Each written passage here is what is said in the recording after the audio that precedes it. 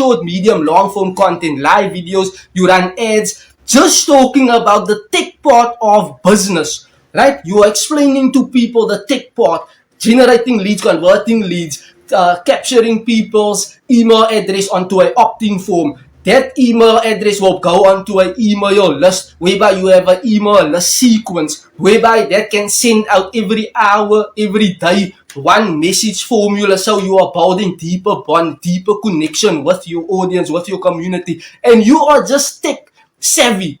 Now you're speaking just only about the tech part in your business.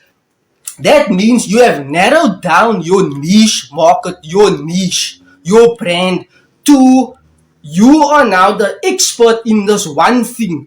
You are not generalizing your niche by going wide, by going broad, right? There are multiple competitors doing that and they are scaling their businesses massively online. You need to make sure you are a small fish in a big pond. No, you are a big fish in a small pond. Meaning, as I mentioned, you are the go-to person, the professional, the